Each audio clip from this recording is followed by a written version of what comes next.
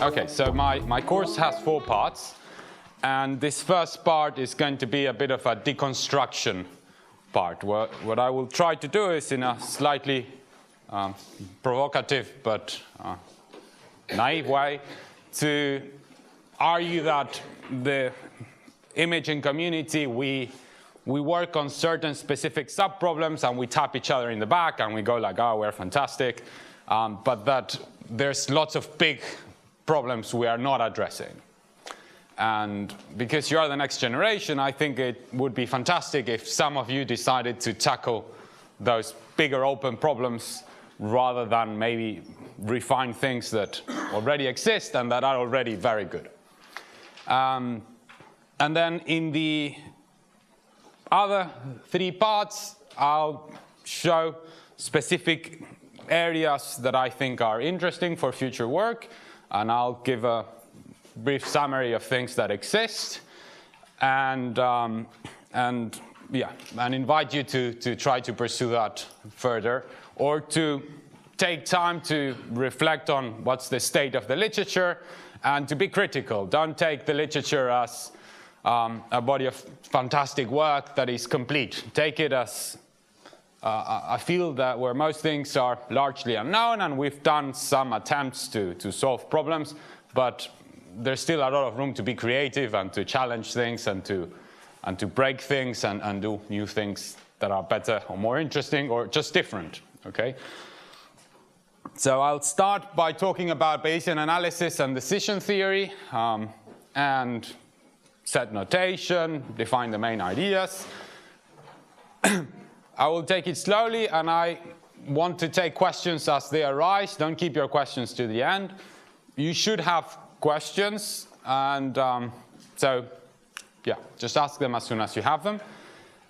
And the other thing is, if you do know anything about Bayesian inference already, try to forget about it for the next 90 minutes, because one of the things that I learned in this last couple of years is that most of the ideas that I learned about Bayesian inference during my PhD and my early post-PhD years were wrong. And they were not mathematically wrong. They were wrong at a more conceptual level. So try to create a bit of space for new ideas during the next hour and a half. Okay, so let's say I'm interested in recovering some unknown image x, and I don't measure x, I measure y. Y is something else. So the only hope of recovering x from y is if they are related to each other in some way. And in our field, we relate them through a mathematical model. So in particular, we use a lot of models of this form. My talk is not restricted to models of this form, but these are good to introduce ideas. So you have some linear mechanism that acts on x to generate y, and there's also some noise that corrupts your measurements. This noise can be genuine noise in the sense of some stochastic term that you can't represent, or it could be a term representing the fact that in reality x is not generated through a linear operator. There is some modeling error, so you add an error term. And so clearly, if A was really well behaved as an operator, I would just invert the action of A and recover y plus some error that depends on how large W is. Because I know y, I want to find x, but I don't know W. But it turns out that usually in imaging problems, we don't have an operator A that is behaving well, in the sense that A transpose A is not something that has a nice inverse. And this is a bit our fault. If we wanted low resolution images, we could probably make A transpose A well posed. But we don't. We always want more. We always want higher resolution, shorter acquisition times, to get away with higher noise levels, to make less measurements, to do compressive sensing. And invariably, that leads to situations where this kind of operator is not well behaved. So what that means is that although I have measured y, there's still a lot of uncertainty about x. So I can't really know what is the exact x that generated this y. So if you think about it, it's not a surprise. If you acquire a low resolution image and what you want is a high resolution image, but something is missing. You can't expect that just by inverting your linear model, the information that is missing will magically show up. So we need to somehow reduce the uncertainty about x so that we can deliver meaningful estimates.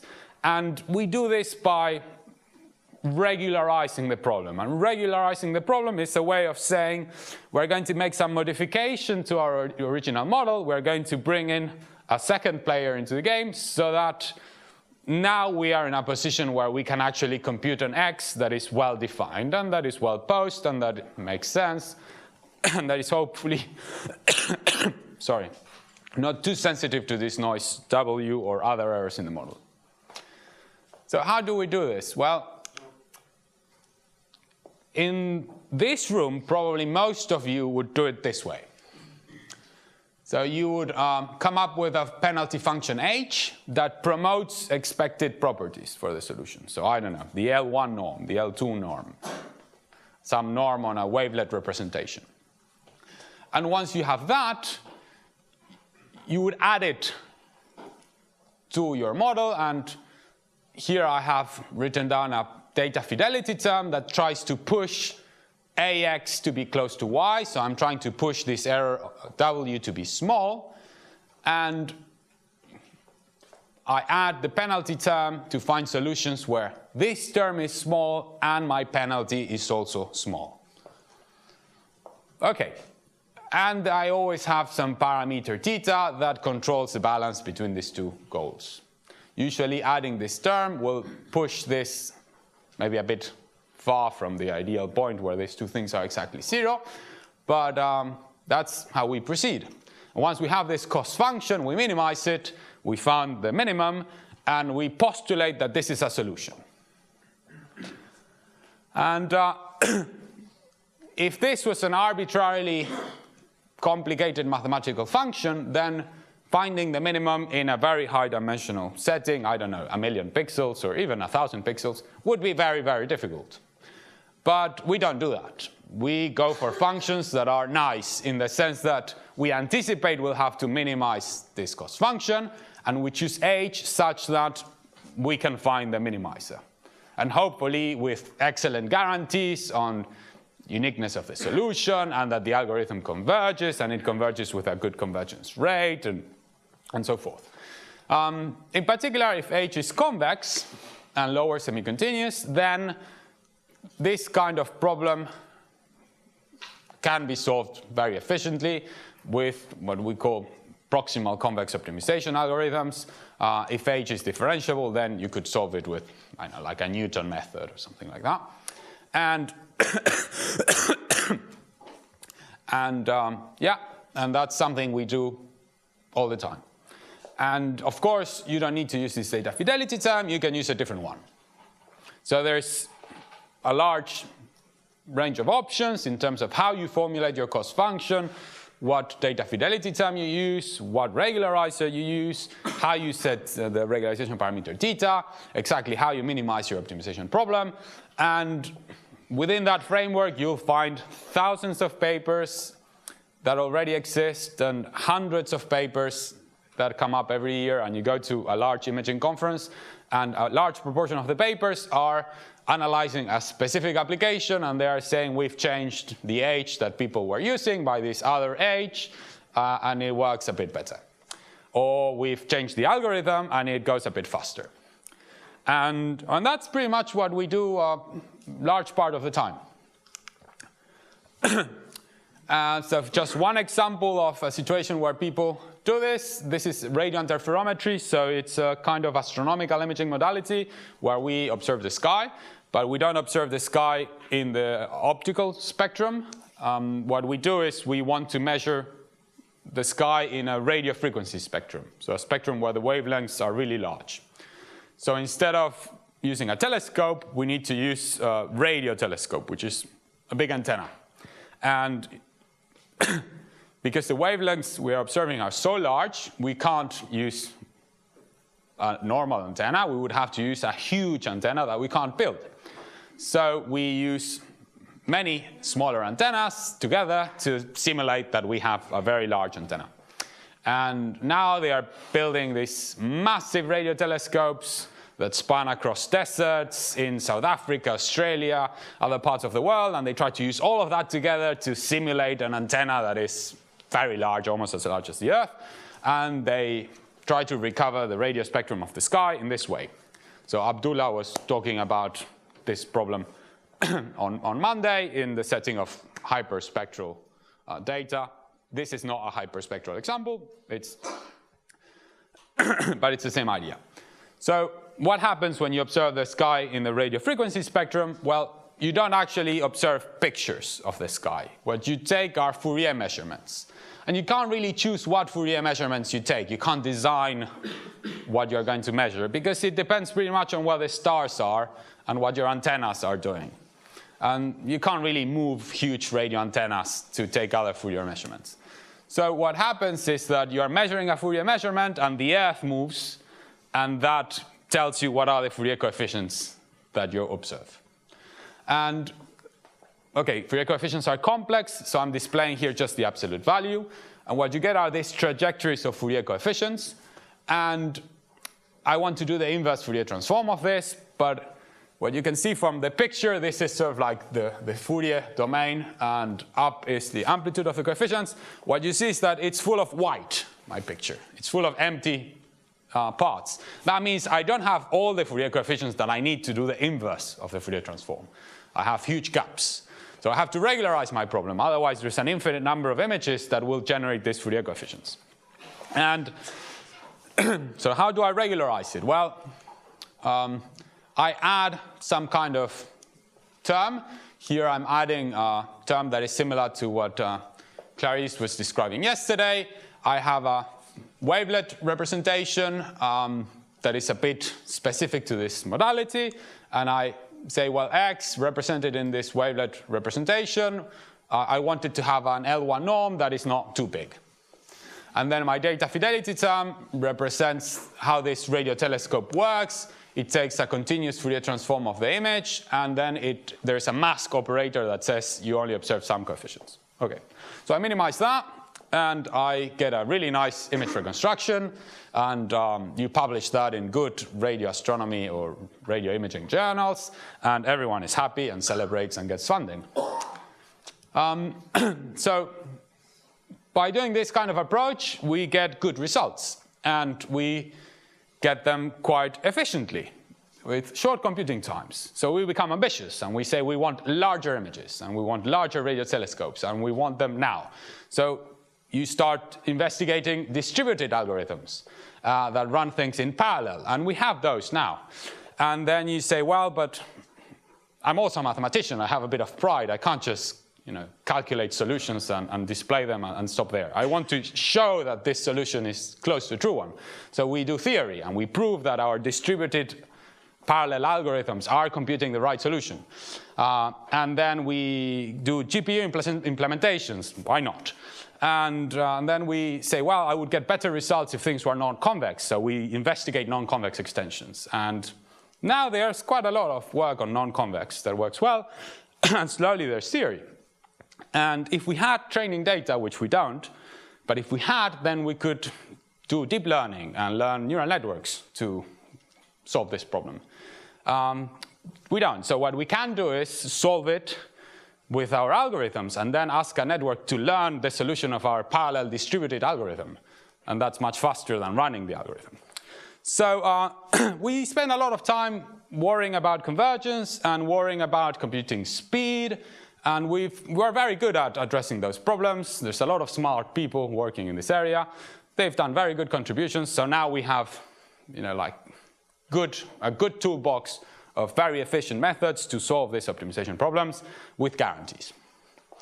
Also guarantees on recovering things. You saw from Clarice's talk that there's a lot of very deep stuff going in there when you don't have enough measurements to recover your image. Now we can actually guarantee that we're still recovering an image of 1,000,000 pixels from just 1,000 measurements under some assumptions that we can check. So there's really a lot of very good work happening in this area. So the problem is quite solved, right? I mean, what else could you want? You're solving the problem, it's very opposed, you show that there's a solution, that you can compute it efficiently, you can bring in GPUs, parallel, whatever you want, and it's all fine. So is it solved or not? Well, not quite. We have several elephants in the room. And these elephants are problems that I slowly discovered. These are my elephants, right? You'll find yours. My elephants are problems that after I finished my PhD, I discovered we were not addressing as a community, and I found that frustrating. So one of the things you'll have to do at some point is decide what is going to be your place in the community. Like how are you going to contribute to our community? So my contribution is around some of these elephants that I'll tell you about. These are things that surprisingly are quite important, but it's as if only 1% of the work that you'll find published touches on any of these problems, and the other 99 addresses other things that we often can already do quite well. So let's say, for instance, I'm a radio astronomer and I have spent millions of dollars building a radio telescope, and I get this fantastic image, and I spot some structures there. This one in the background, this is in logarithmic scale, so it has a huge dynamic range. Well, if you know anything about data analysis or signal processing, you can tell that here there's a lot of white. So there's a lot of unknown Fourier coefficients. How sure are you that this solution has these structures that I see here? Isn't it not possible that there is a solution that generates Fourier coefficients that are almost equal to these ones and that don't have these structures? If you had changed your wavelet dictionary for the L1 norm by a slightly different dictionary, or if you had observed just a slightly different noise, or if your optimization algorithm had stopped a bit earlier or a bit later, would you still see those structures? I don't know, it really feels that it's difficult to argue that there's a one-to-one relationship between these two things when this is a very nice image that I'm presenting as the truth, and this only measures, I don't know, like 15% of the Fourier space. So how do we do if we want to do physics with this? People doing physics care about error bars. What error bars do you put on your measurements? If I measure the energy of this structure, and my mathematical model of astrophysics says the energy should be 10, and I observe 11, and I want to claim, oh, energy is higher than predicted. What's the error bar that I should be putting on that 11? We don't know. We don't know. That's a good PhD student.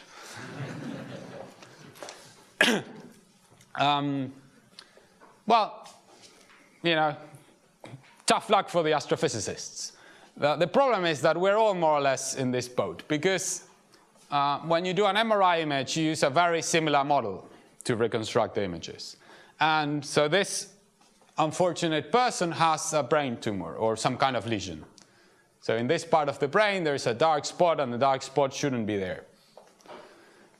But again, this MRI measurement comes from a severely undersampled situation. There are not enough Fourier coefficients to do the inverse Fourier transform. And to reduce costs and push resolution, we've been making this more and more opposed and regularizing more and more. And, well, as Daniel said yesterday, maybe we are hallucinating this lesion. Could we be hallucinating this lesion? I hope you are not, but we could. And more importantly, this person will receive some kind of treatment, and maybe they'll do another scan 2 weeks later or a month later and look at the difference between the two scans, and based on that decide if the treatment is working or not. do we trust the image enough to do that? To say it has not changed in 2 weeks? Or if it would be better to know tomorrow if it's working or not. If we did it tomorrow, the change would be even smaller. Would we trust enough the images then to make the judgment? I don't know. And the key point I'm trying to make is that we don't work on this kind of questions. We produce images, we display them, but we don't necessarily generate interesting math or tools to address that kind of question. So for instance, this other solution, I've airbrushed it to remove the lesion. It looks identical except in that spot. If you look at your minimization problem in dimension, I think this is 512 squared. Okay, your first solution, let's say it was really close to the minimum. Your optimization algorithm ran a really long time. And this one is epsilon to the left. Is the fact that this other solution that I'm doing epsilon to the left, but doesn't have a tumor, a problem? What argument can you make to reject this solution? Are you going to say, well, no, I'm sure it has, the truth has a tumor, and this is not the truth because yours is epsilon to the left of the minimum of this cost function that I prepared at home on Sunday. So it's a bit an open problem, isn't it? And similarly in microscopy, so this comes from a Nature paper. They had they needed to do live cell microscopy to measure the position of some molecules on the image. And of course, the molecules they wanted to observe were smaller than the resolution of the microscope. So that's already a problem. And so they do sparse regularization with techniques that are similar to what Clarice described, but where compressive sensing doesn't hold because it's more about the convolution problem. So it's actually quite close to what Clarice explained in her second lecture at the end of the second lecture yesterday. End of the first lecture of yesterday, sorry. Yeah, so they observe this image and they're really happy with that, and they get a paper in Nature. So from this we get that. Now we can measure the position of the molecules really accurately. The problem is that they need error bars on those molecules. So there's an unlucky PhD student that had to repeat this experiment 100 times and match molecules and measure the estimation error. And they found 80 nanometers. So let's say we can now put some like error bars of 80 nanometers on the image. But it's interesting that we have an amazing mathematical toolkit to go from here to here. We have theory, recovery guarantees, algorithms, guarantees on the algorithms. But when it comes to the error bars, how many papers are there that allow you to put error bars on this super resolved image? So it's as if as a community we're ignoring the whole question of uncertainty quantification. Another one of my elephants is what happens when I have alternative models. So I have, let's say, I published a paper where I'm arguing that to solve the problem I should use estimator 1. And you come up with estimator 2. So you change H, maybe you change A, maybe you change theta. Sorry, this should be theta 2. Anyway. How are we going to decide if your model is better than mine? If your cost function is better than mine? Clearly, it doesn't make sense to compare the value at the minimum, because I could just shift arbitrarily my function. I would subtract 1,000 here, and I would get a better minimum than you. So how are you going to compare the two? Well, we're going to do experiments with test images. We're going to measure mean square error. And we're going to choose the images that we need so that my mean square error is smaller than yours. Right, like you can do this. People do this all the time.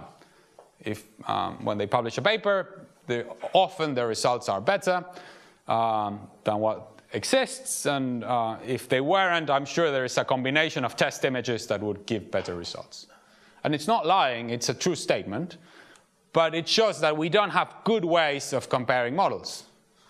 We have amazing mathematics to compute the solution, and when it comes to comparing models, we do something that looks like cross-validation with a lot of selection bias. So that's something people have known how to do since the time of Gauss, probably. So how do we compare two cost functions when we don't have ground truth, when we don't have a test image? You observe the radio sky. You don't know what's the true radio spectrum of your galaxies. You have two cost functions to compute the solution. One says, this is the solution. The other one says, that's the solution. There's some conflict between the two. Which one will you trust? We don't know. What if this is the model you should use when, I don't know, when your patient is suffering from a certain disease, and this is the model you should use if the patient is healthy? How will you know which model to use? Could you use both models simultaneously? Well, I'm sure you could, and then combine the solutions in some way. Now, what is the math to do that? What good mathematical ways do we have to say this is how you combine solutions? Should I be combining the cost functions and minimizing ones? Should I be doing an average of the solutions? There's a million things we could do, but as soon as we stumble to as soon as we reach any of these boundaries of our community, we start using heuristics, whereas before what we had was rock solid, very nice math, elegant solutions. Again, the regularization parameter. So this is a problem,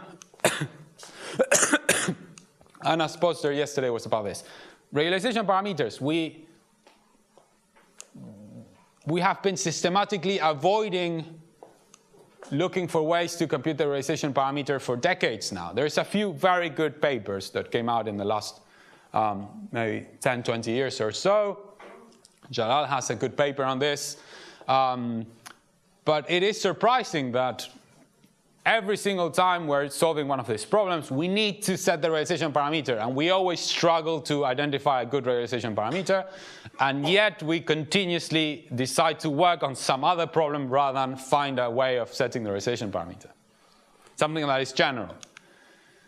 And then there's some other things that are a bit more abstract and a bit more difficult to formalize, but they're also important. So what if we wanted to do something else than minimize a data fitting problem, a penalized data fitting problem? What other ways would we have to solve the problem? Well, now people use deep learning. There's other things we could do. But what other relevant solutions are there? Let's say that in my specific problem, I care about, I don't know, a certain feature in the image, and I want to measure estimation error in that way. I don't want to use mean square error. I want to use something different. Let's say the whole point of creating my image is for the image to be visually, it's just something I will display visually. We know mean square error is not a good way of measuring visual information. If I take two identical images and I add a constant to one of the two images, to you they will look the same. The mean square error will be huge. I'm adding an error for over all the pixels. So we know there's better metrics of comparing two images. So if you're defining measuring estimation error and you're only going to see visually the image, then your estimation error measure should be sensitive to what you see, not to what you don't see. So what if I told you in advance, this is an image that I'm going to use for this, and that's how I want to measure estimation error? What is the estimator you should be using in that case? Are you going to still postulate your estimator a priori, find a cost function, minimize it, compute the estimator, and then tell me if it's good or bad? Can't you just derive the estimator from the loss function that I gave you so that it is optimal?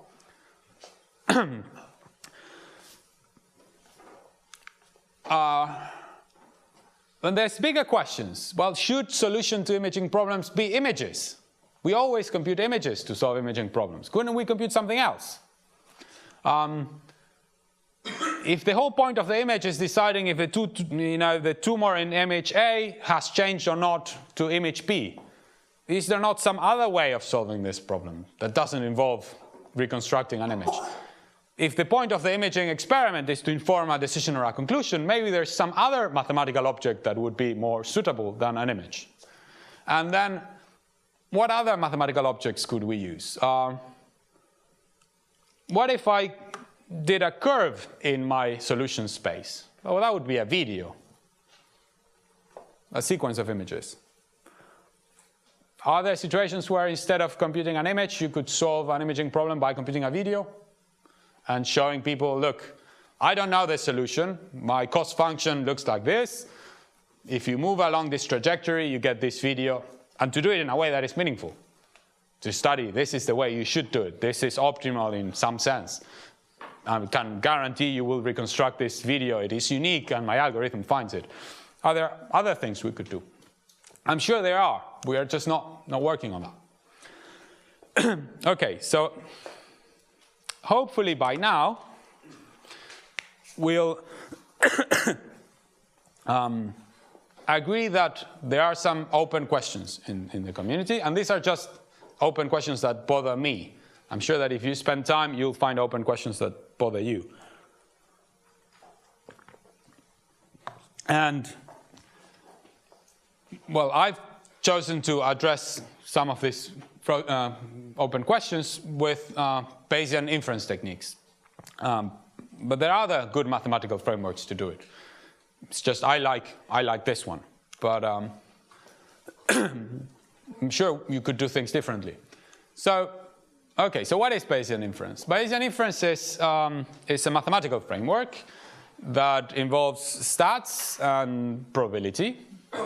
And the idea is that we use statistics to mathematically derive inferences about X.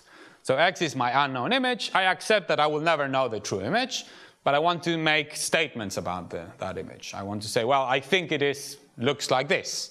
Or I think that pixel values are between these two bounds. Or I think that it has a tumor or not. So you formulate your decision or conclusion as a mathematical problem, and then you see if the data supports or not that mathematical claim. And you do this by using the information in Y, but of course Y doesn't have enough information to inform your decision or conclusion, so you have to also bring in some prior knowledge. And Bayesian inference is the branch of stats that is really well equipped to deal with situations where you have prior knowledge.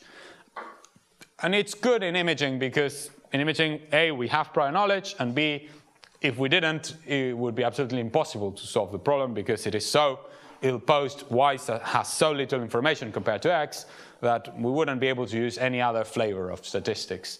I mean, clearly not as comfortably as we use Bayesian statistics.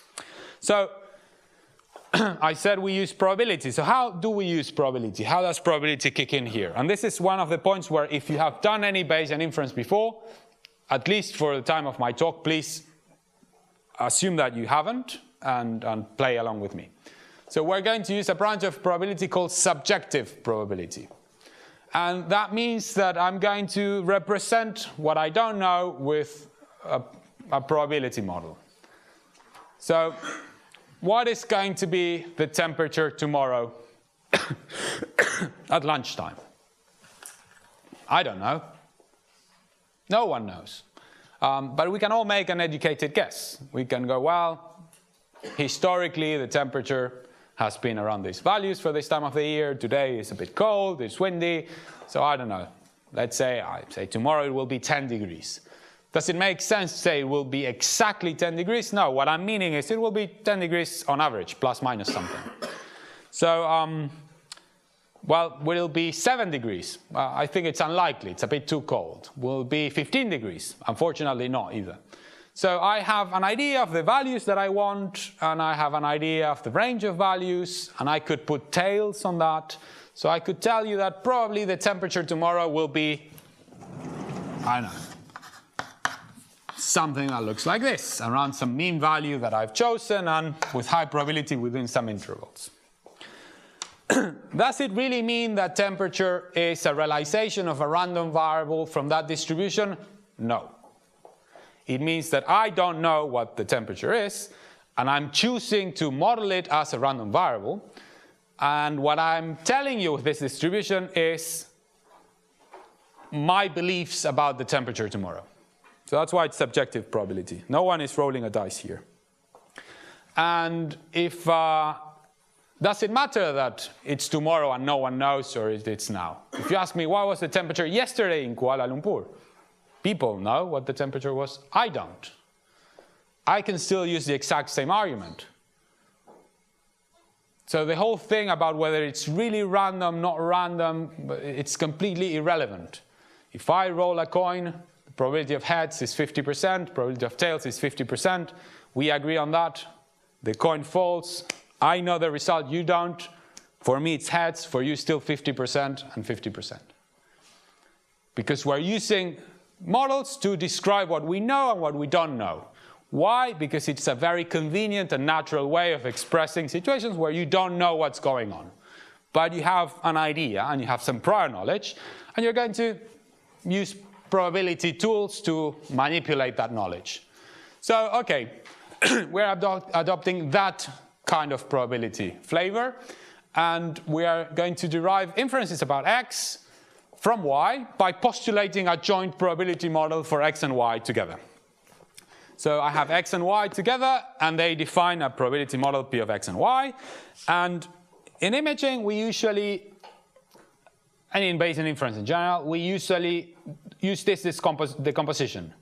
Y given x times the probability of x on its own. And why we do this? Well, because we know how to write y given x. When you have an imaging model, usually it's easy to say, if this is the true image, the solution will look like that. Will be A times the true image plus some noise. The other way around is difficult. If we knew how to do the other way around, we wouldn't be doing this whole thing. The problem is precisely that the other way around is not well defined. So, okay, now we have two key ingredients. The first one is the likelihood.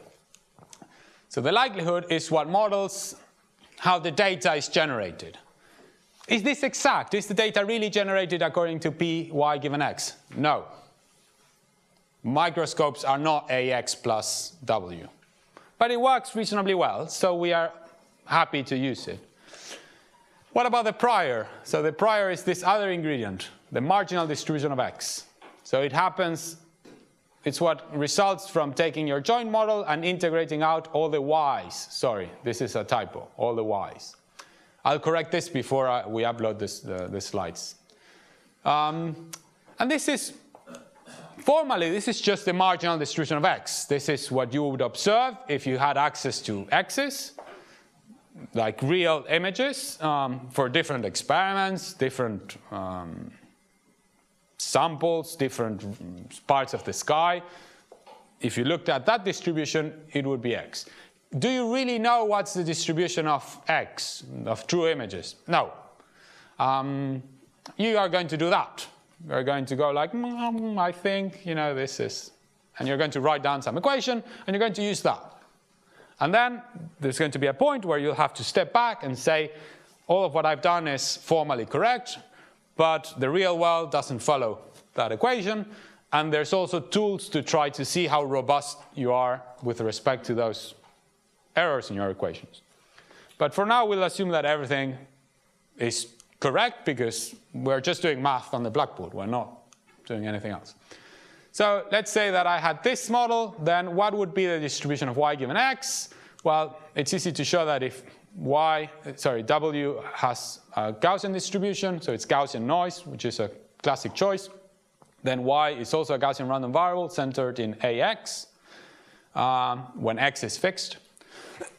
Or equivalently, y given x, which is formally what happens when you make x fixed, then the distribution looks like this up to some proportionality constant that I'm not writing because we don't need it right now. It's going to be exponential of something that looks like the data fidelity term that we've been using. And what about the prior? Well, there's an infinite number of priors I could come up with, but we usually go for some priors that look like this. So you have exponential of minus theta h, and h is still something that looks like a regularizer or a penalty function. And then we might also add a constraint, say, I don't know, pixel values have to be positive, something like that. So what does it mean to do that? What are we specifying when we do that? This is a tricky part where there's a lot of misunderstanding. So let's say I put here the L1 norm. People often go like, well, you're using a Laplace distribution. You're saying that your coefficients follow a Laplace distribution. Well, yes, but that's not why I'm doing it. When I use this kind of model, I'm not really trying to model the marginals. So what does it mean, model the marginals? I'm not trying to model individual pixel values. Because, of course, my pixel values don't follow a Laplace distribution. Of course, my wavelet coefficients don't follow a Laplace distribution. We'll revisit this. But when you do this kind of model, what you're actually doing, or you should be doing in your mind, is saying, I'm specifying this expectation.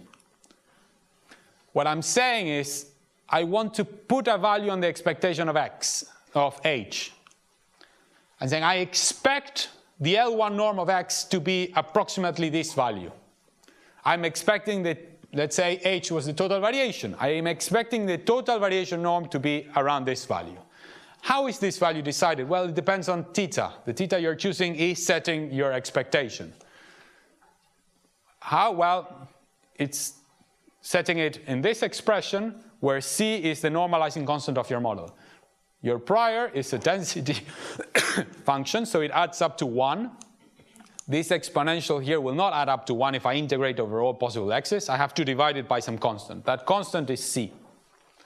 So whenever you see someone do this, and you see somewhere here an h, the first thing you need to do is think, what is this h doing, and why are we setting it in this way, and what are we trying to recover from the model? So let's say that I used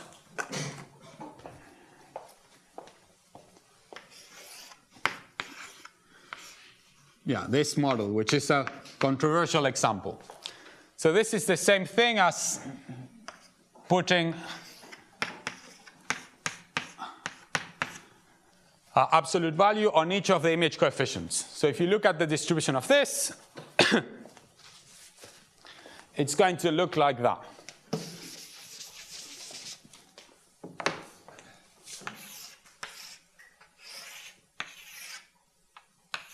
Something like that, 2 exponentials. Are pixels really following that distribution? No. Is that a bad problem? Maybe, maybe not. Are there better models you could use? Yes, but they will make computation more difficult. Is this marginal important? Well, only if when you're computing the solution, you're looking at the marginals. Are you interested in one specific pixel value? Are you going to look at the properties of one specific pixel? If that's the case, then that's a really bad idea, because you are saying that individual pixels have a certain distribution, and that distribution is probably wrong by a fair amount, and then that's exactly what you're going to analyze. You are saying, I have a certain type of property, I'm setting it incorrectly, and then I compute my solution, and I examine that specific property that I have specified incorrectly. So then, big problem. If you are looking at this, and what you're recovering is the whole image, then the question is, well, was that a bad choice? Well, maybe not.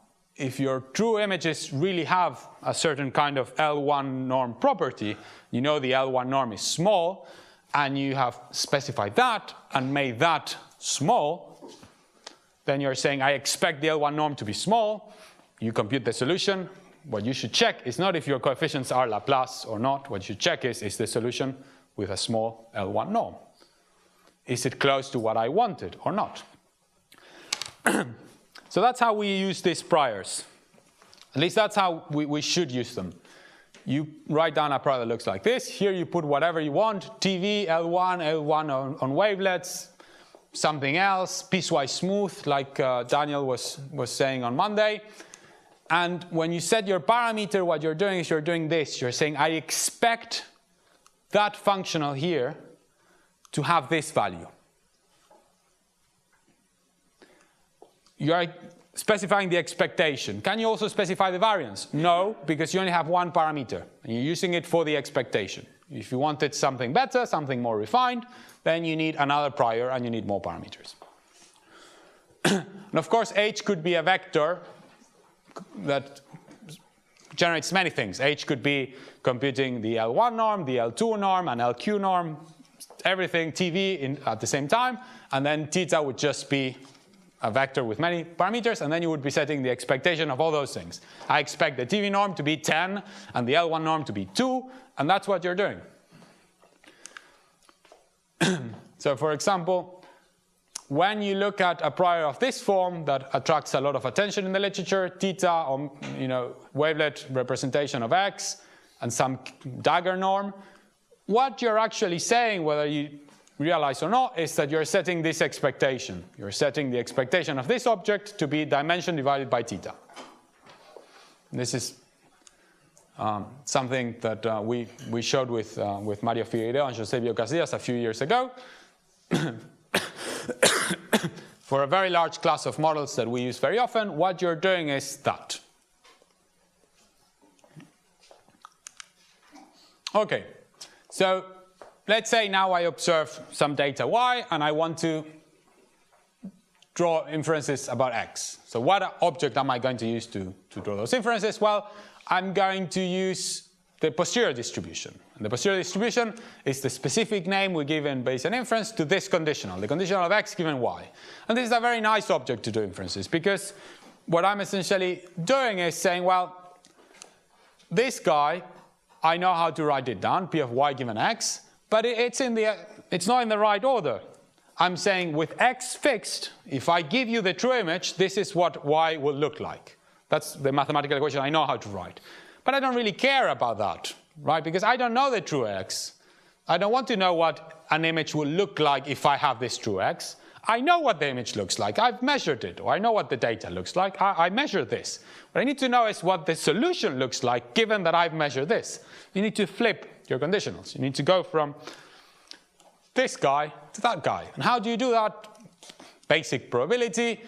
You rearrange terms a bit, and you end up with this conditional. So what you need to know is the distribution of x on its own and the distribution of y on its own.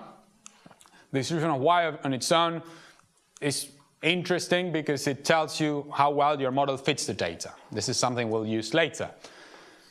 Okay, so let's say now I have x given y because I've written some mathematical expressions for this and derived x given y using Bayes' theorem, which is this formula here. Does this mean that x given y follows that distribution? Not in the real world. It's just a formula you're writing down. You have decided to play the game of assuming that these random variables are related in this way, and math tells you that is the model. So this is a model of your knowledge. Real images don't follow this prior. And So I did my PhD in an imaging group, and then I moved to a stats group that had some very good applied statisticians that do volcanology, genetics, different things. I've never met a single good applied statistician, a Bayesian statistician, that believes at all in the priors he writes. We all know that reality is far too complicated. We come up with equations that are as clever as we can manage computationally, because the problem is that then you have two calculations. And then you have to use your critical judgment to decide whether that kind of model, with all its errors, can support the conclusions you care about. And when that's not the case, you refine your model. You add some extra component to fix that part of the error in the prior, or that part of the error in the likelihood, so that you can now trust your conclusions about that specific part in the posterior. But all these models are wrong, and that's absolutely fine. We still do really well with it. So once we have that, and we have a model for our unobserved x given y, now we can do inferences. And I'll just highlight that the prior here is the regularizer. I'm regularizing my problem by using prior knowledge. And what it does, by multiplying the likelihood, it's going to promote some parts of the parameter space and attenuate some parts of the parameter space, such that now the values of x that score well in this posterior concentrate somewhere hopefully close to the truth. Whereas before, when I only had this, usually there were large parts of the parameter space that were possible solutions, and I had no idea where the true solution was. Okay, so what do we do in imaging? Well, usually we are Bayesian, but only as far as this slide. When we get to this slide, we revert to a very applied mathematics approach to the solution of the problem. We go like, well, it's fantastic, this Bayesian model has allowed me to derive a cost function that I will now minimize. And if my model is log-concave, so that means if this function is convex, then all I have to do is minimize this optimization problem, solve this optimization problem. If it's convex, then you use state-of-the-art convex optimization. There is a nice survey paper by Chambal and Poc in Acta Numerica, and it will tell you all you need to know about, or a lot of what you need to know about how to solve these problems, and that's what you do. But in doing this, we have more or less abandoned many of the goals that we had in terms of what we wanted to do. Well, if we do that for this problem, we get the exact same solution. It's just now my model looks like this, and if I do minus log of p, then I get the cost function that I had a few slides ago. It's exactly the same problem. It's just that now I can claim that my cost function is not something that I imagined on Sunday afternoon.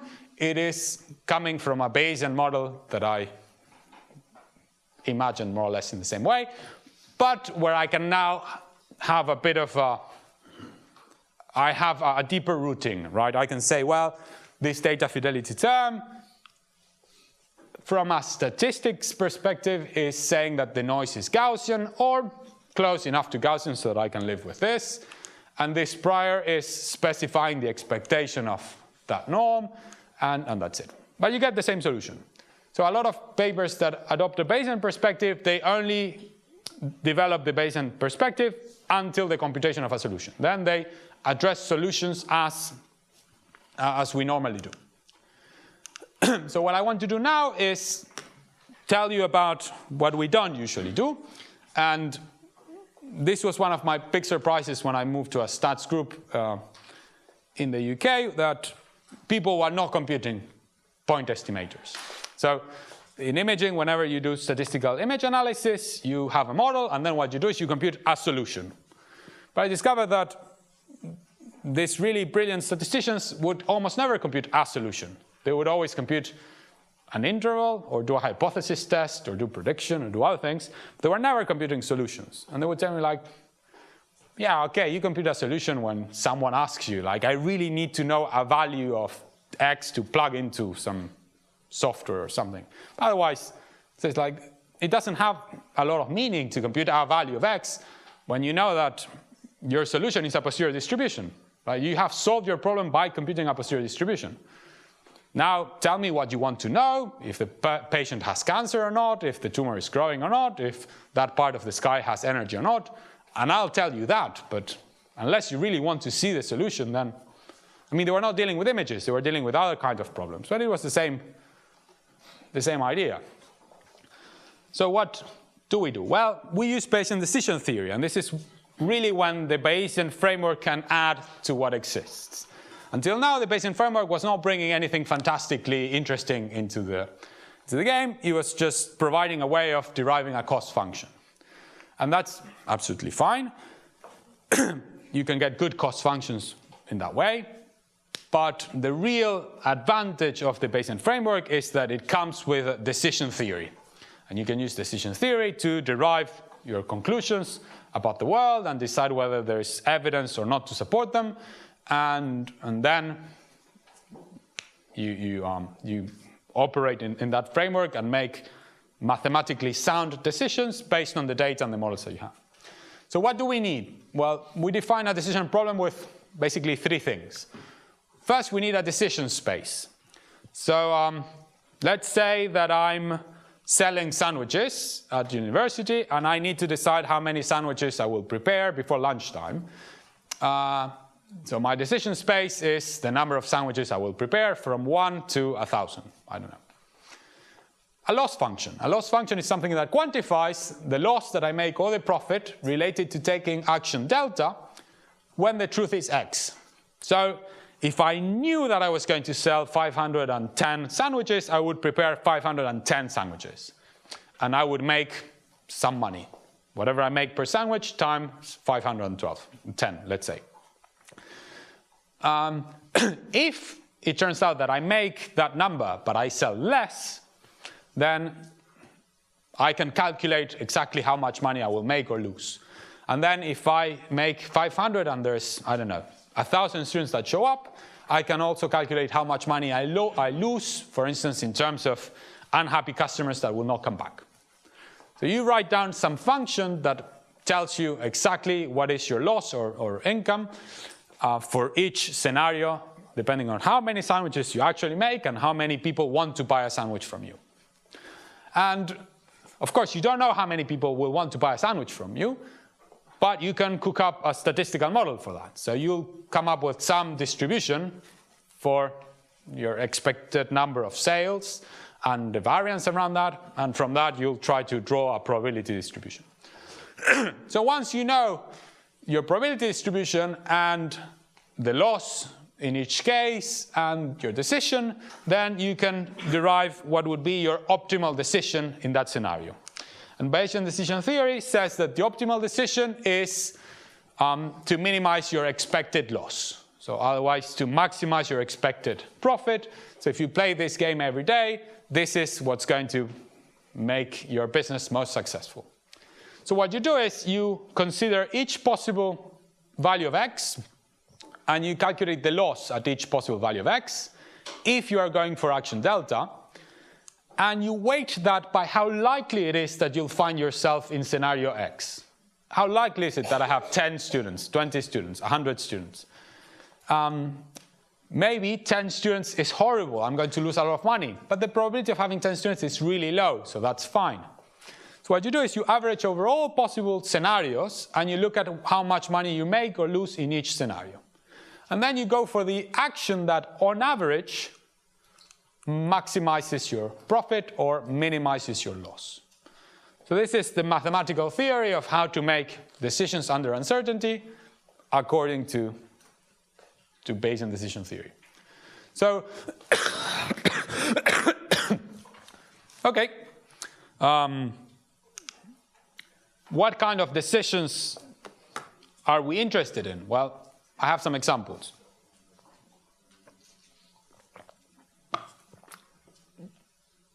Point estimation. You want to estimate the value of x. You want to estimate your image. Well, that arises from the decision, what point x summarizes my distribution best? The truth distribution looks like this or like that, I don't know. You're not going to report that whole distribution. You're just going to choose one point. This one, or maybe that one, or maybe that one. Which one is the best point to summarize the whole distribution? Well, to answer that question, you need to decide how you're going to measure estimation error. So let's say that, I don't know, I need to, your satnav, so in French is your GPS, needs to tell you what is your position at time t. And it doesn't know your exact position. The satellite signal is not that accurate, and there's a number of other problems, but it has a clue of where you are. But you don't want to get a distribution of values on your screen. You want to see a dot that is moving. So it needs to decide what position it's going to tell you is your position. So what is a sensible way of doing that? Well, you could say, I don't know, let's say that my distribution of positions is this. Let's say the true position was that, and I report that other one as x hat. Well, maybe I can use an Euclidean distance between the two. Maybe I could say, I don't know, squared Euclidean distance is the error between the two. That's one choice. You could say L is the Euclidean square distance. The Euclidean square distance will promote errors that are average, not very large. If it's very large, this will explode because it's quadratic. But if it's very small, it will not decrease that much. Because, I mean, you can get away with small errors all the time, and it doesn't penalize them too much. So it will allow small errors all the time, but it will never tell you are too far from where you are. So probably for a sat-nav or a GPS, that's a good choice. Now, you could also work with an L1 norm. That will promote errors that look more, either have some very small components or some larger components, but it will have less of average errors. You could come up with any kind of error metric you wanted. So what you need is basically 3 ingredients. I give you 2 values, 2 possible solutions. You need to tell me how well U represents the truth X. Well, I want that function to be non-negative. I want it to be equal to 0 only if the 2 points are equivalent.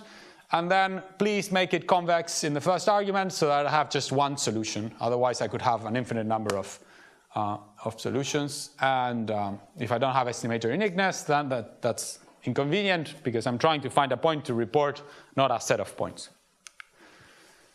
So for instance, if we go for the squared Euclidean distance, this term here, we get what we call the minimum mean square error estimator. Minimum mean square error estimator is formally this. And then what is the value of U that minimizes that? Well, it's easy to find. You differentiate, equate to 0, and you find that this term is equal to 0. That means that the estimator times this integral is equal to that integral. This is the expectation, and this integral is 1. So what you get is that your estimator is the posterior expectation. So whenever you have your density, let's say that the mean was this, that's your MMSE estimator, minimum mean square error. So whenever you have a problem, if you want to measure your error to get the best mean square error, so if you want your estimator to give you the best mean square error, go for this one. This will be the best mean square error estimator when the data really comes from P of X. In practice, it doesn't, so in practice, it will not be the best. But if your model is good enough, your estimator will be close enough to the true one. Well, in Bayesian imaging, we usually use this estimator, not the expectation, because the expectation looks, it's tough to compute this. It's an integral over a space of dimension 1,000,000 pixels. So this is expensive. We usually don't go for that. We go for this. What is the loss function that minimizes this? Well, I'll tell you later, but again, this is an example of something that you'll find in many books, and it's incorrect. It's partially incorrect, and it's partially incorrect because we care so little about this that we have not even really studied enough to find out it's incorrect. So if it's discrete, then if X was discrete, so if X was classifying, I don't know, movies into drama, history, comedy, then it would make absolute sense to use this estimator, and the loss would be the 0,1 loss.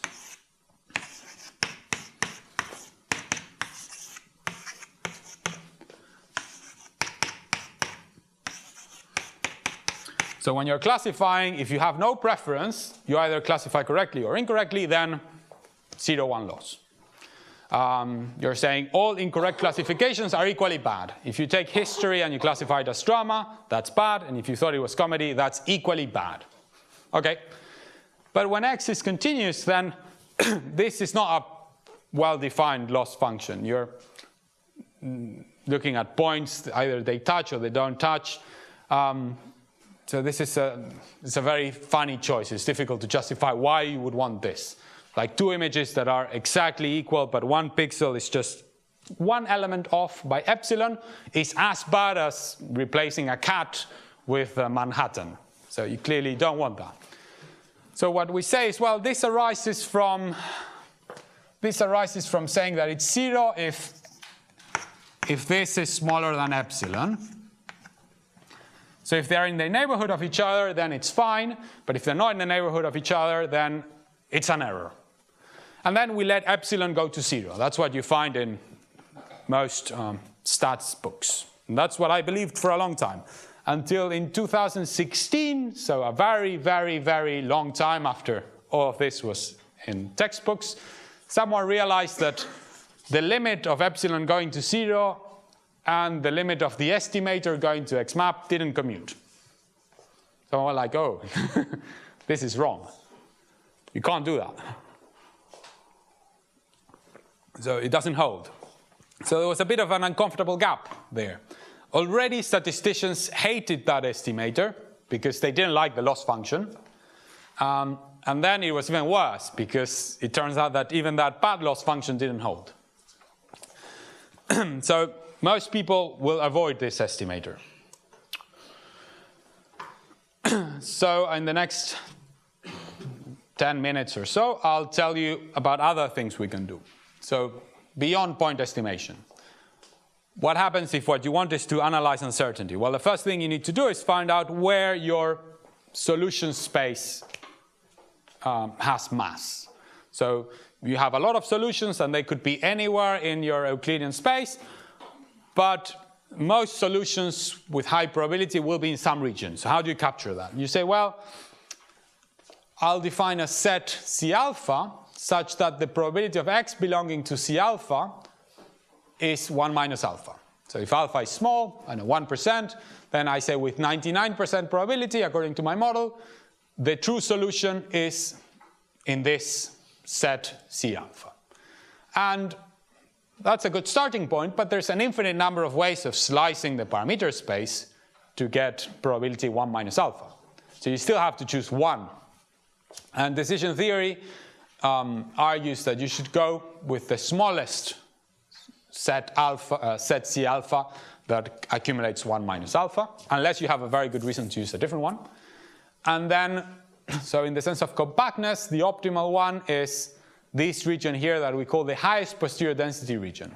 And this is, so in my, again, I'll correct this.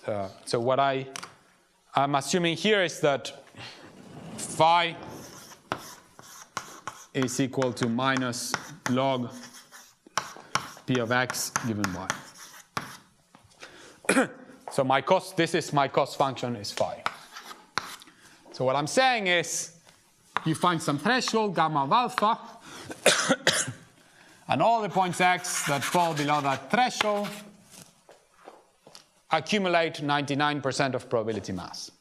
So what that tells me is that if I give you an image of, let's say, an MRI image of someone who has a brain lesion, and then you airbrush the lesion and you remove it, and the solution moves from here to here, then it looks like it has gone from the place where there's a lot of belief in the solutions to a place that the model doesn't like.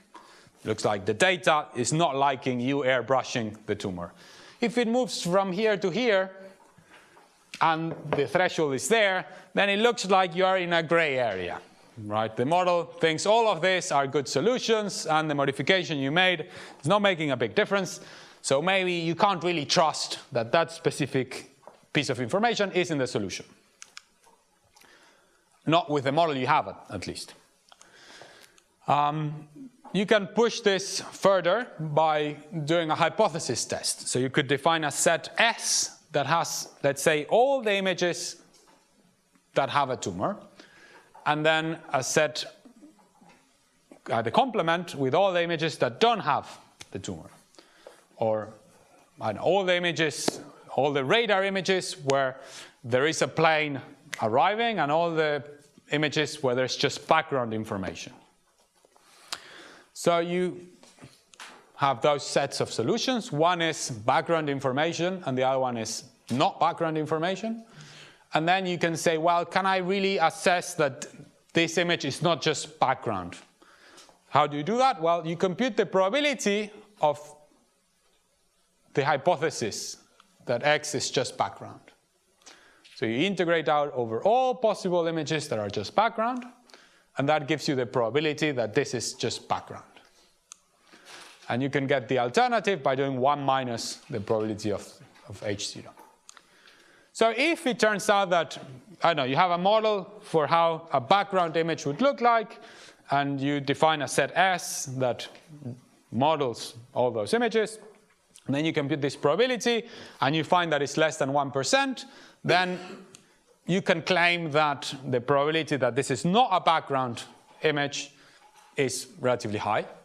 And otherwise, maybe you can't. And you can say, well, maybe it is background, maybe there's an airplane, I don't know. Then the Bayesian framework also allows comparing different models. So how do I do that? Well, let's say I have k different models. So I have k different equations. What I can do is I can marginalize x out from my model. So how does that work? Well, I remove x from the model by integrating it out. So now I say there's two things I don't know, x and j, the index of the model. That's absolutely fine. I'll assume j is a random variable that goes from 1 to k, and I'll have a model for j, x, and y. Well, if you knew x, that would be fine. You don't, so get rid of x. How do you get rid of a random variable you don't want? You integrate it out. Then what you have is a model for j given y. You have a million, I know, you have observed 1,000 compressed sensing coefficients. You want to know the value of j, maybe that's enough to select a good value. So you look at all these posterior probabilities, and then you go, for instance, with the model that has the largest probability. And you can know if it's really large or not really large. So one model is fitting the data better than the other ones. And you don't need ground truth. It's just from the data that you have, you can tell if one model is better than the other one. You can also do this when you have regularization parameters you don't know. So let's say that now I have some guy, theta, that I don't know how to set. This could be the noise level. It could be a regularization parameter. It could be both. It could be some elements of your forward operator, A. And then you go, well, I remove x from the model, and now I end up with a model for y given theta. Now this is a likelihood of y given theta. You can multiply this with a prior for theta, so just the distribution of theta, saying, well, I don't know, the noise has to be positive, the regularization parameter has to be positive, I don't think it's higher than 1 million, whatever. And then you just maximize that. Or you maximize this directly. In practice, you get the same results. Because this is so concentrated. Theta is dimension 2, 3, and you have lots of measurements. Usually this is easy to, it's easy to show that this will be very close to that. Okay. What happens if I want to use all models simultaneously? Well, I can also play with that idea. Now, instead of marginalizing x, I'll marginalize j, the selector. J tells me if I'm working with model 1, 2, 3, 4, 5. I don't want j in my model. I want to work with everyone at the same time. So you marginalize j, and what you end up having is that combination where you have a sum over all j's, and you work with all models, but you give models importance relative to how much the data likes the model. So if the data really liked model mj, then mj has a lot of weight in your inferences. If it didn't, then it doesn't. And you can do the same thing for the regularization parameter. You can say, I'm not going to choose one regularization parameter. I'm going to work with all regularization parameters at the same time. So I'll just put a prior on my regularization parameter and construct a model that now has both theta and x, as if the regularization parameter was an additional pixel. And then I'll integrate out that additional parameter. And now I have a model that is only x given y, and theta has disappeared. So now you can do inferences without having to set your regularization parameter. And depending on whether your data likes that regularization parameter or not, that model will have a lot of weight or not in your inferences. So we have a framework that allows us to solve imaging problems in ways that we couldn't do before. It is not better or worse than what we have. It's different. And because it's different, it allows to solve questions that are different, or at least in a different way. We can derive estimators, we can do uncertainty quantification, we can do hypothesis tests, We can work with models that have elements that we don't know, so partially unknown models. We can choose or combine many models. So again, the problem is quite solved, isn't it? Like, we now have a nice theory. Well, no. Now, the elephant in Bayesian statistics is how do you actually compute any of these things? This is fine on the blackboard, but it's very tough to compute any of these quantities. So my next talk will be about, about ways of making Bayesian inference suitable for imaging. Because Bayesian inference works really well, and people in genetics use it, and people in other branch of data science use it all the time. In astrophysics, it's by far the preferred option.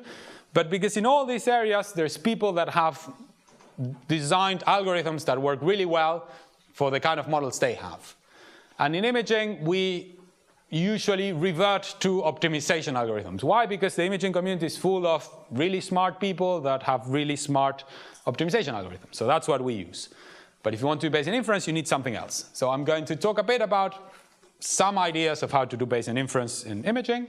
And yeah. And I'll stop now so that we have 10 minutes for questions. Thank you.